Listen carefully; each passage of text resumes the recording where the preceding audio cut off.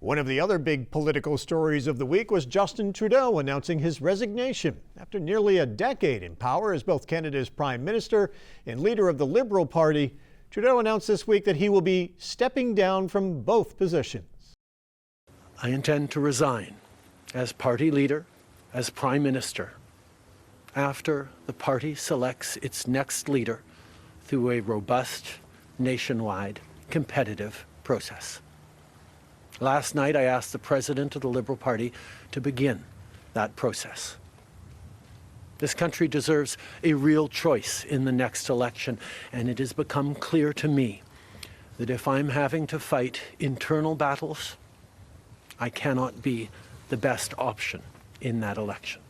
The announcement comes 3 weeks after one of Trudeau's closest allies, Finance Minister and Deputy Prime Minister Chrystia Freeland, resigned from the Prime Minister's cabinet over their differences on how to deal with the incoming Trump administration. Trudeau has also faced growing disapproval in public opinion polls and among members of Parliament, including many within his own party. Trudeau's resignation as party leader will also end his nearly 10 years as Canada's Prime Minister. Trudeau said the work of Parliament will be put on hold until late March, giving the Liberals time to elect a new leader. And then it's likely to set in motion a federal election.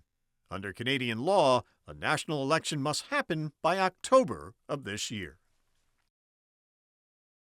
And former New York Congressman Bill Owens joins us this week. Happy New Year. Nice to see you again. Happy New Year to you, Tom. Happy to be here. After your time in Congress, you were on the board of a nonpartisan Washington-based firm, the Wilson Center, that focuses on foreign policy and U.S.-Canada relations and trade. Let's begin with your thoughts on Justin Trudeau stepping down after nearly 10 years as Prime Minister. It certainly did not come as a surprise when it happened. This has been building for, I would say, minimally a year. He's had defections from his own party. He's getting terrible press. People are tired of him.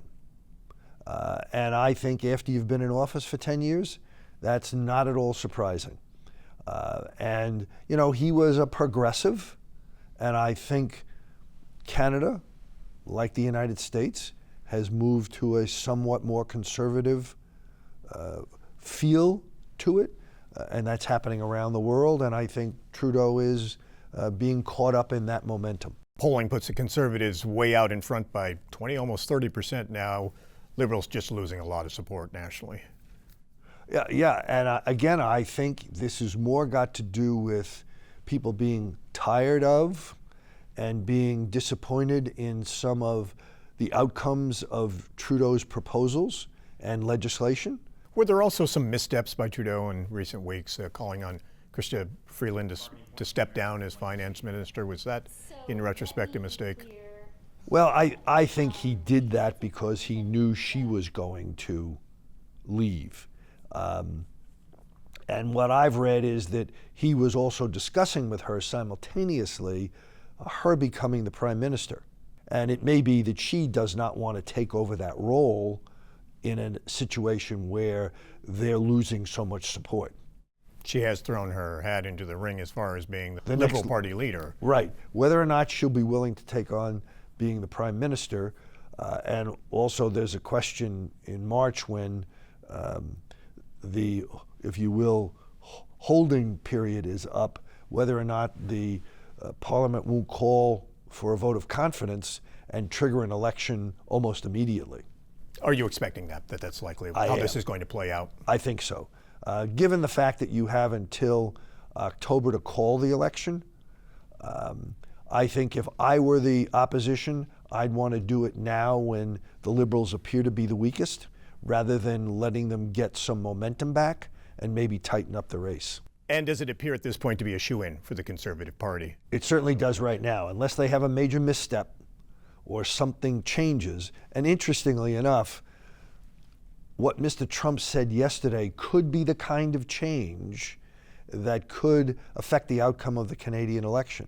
That kind of threat frequently galvanizes people. I thought Trudeau's response was priceless. We're taping on Wednesday, so on Tuesday, yes, Mr. Trump held a press conference, and went on extensively again about this idea of making Canada the 51st state and annexing Canada. And as you mentioned, Justin Trudeau's immediate response was a snowball's chance in hell of Canada becoming part of the U.S.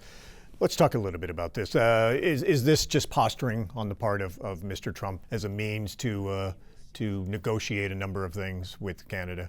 I'm sure that that's part of the process. Maybe he needs to sweeten the deal, and he needs to let each province be a new state. I think that might entice some of the provinces to join.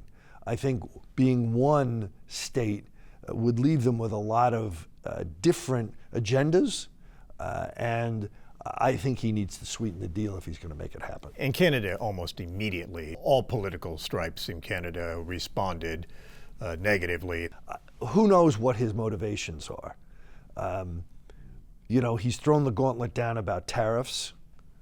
Now he throws this gauntlet down. It's a little hard to understand what the logic of these things are. And of course, maybe the reason is there isn't any. Let's talk a little bit about the special election that we're expecting here in Northern New York. Congresswoman Stefanik will likely be confirmed to be the next U.S. ambassador to the United Nations. When she steps down, Governor Hochul will call a special election for her seat in New York's 21st district, probably in late March or early April. Right, that's what everybody's thinking right now. State Senator Dan Steck says he intends to run for the seat, one of several Republicans interested in running in the new 21st district that, thanks to redistricting, is a much more red district than when you ran back in, and when you won back in 2009, 2010, and 2012. That's correct. And it seems like an enormously difficult district for a Democrat to win in. Do you see Dan Steck as the front runner who will likely be the candidate that the 15 party chairs here in the 21st will choose, given his many years as town supervisor, assemblyman, and state senator? Or do you think that the candidate could end up being picked by either the National Republican Party or others who want to weigh in on this? I'm sure that the National Republican Party will have some say in this process. Steck talks about being known in the district. Given its size, his name recognition in Watertown, my guess is virtually zero, or down in Fulton County. Down the Eastern Corridor, certainly he's got good name rec. I don't think that anybody else, however, has any better name recognition than he does. Mr. Constantino, who is very wealthy and has promised to put in lots of dollars, I think will give him a run for that nomination. You mentioned Anthony Constantino. He is an independent businessman who has expressed an interest in running in this race. He seems to be making this an issue about who will be the most loyal to Donald Trump, who is the most MAGA. Do you think that will be a big factor in deciding who the candidate will be? I do. The district has voted heavily for Mr. Trump in the two elections that he ran in, so it's the three elections he's run in, and it's reasonable to assume that will appeal to the voters. As far as the Democrats, anybody appear to be a front runner or someone who could mount a challenge? At this point, I haven't talked to anyone who I would think fits that bill. Certainly, there's no one who's come forward who has resources to devote to the race, and that's going to be a big factor. Much like back in 2009, do you expect that this special election will get a lot of national media attention, given what's at stake? I think it depends upon who the Democrats run and what the polling looks like early on. I think if the polling heavily favors the Republican, I think it will not get much attention. If it doesn't, if it looks like a tight race, then I think it could get a lot of interest nationally. Bill Owens, thank you as always for your time. We appreciate it. Thank you, Tom.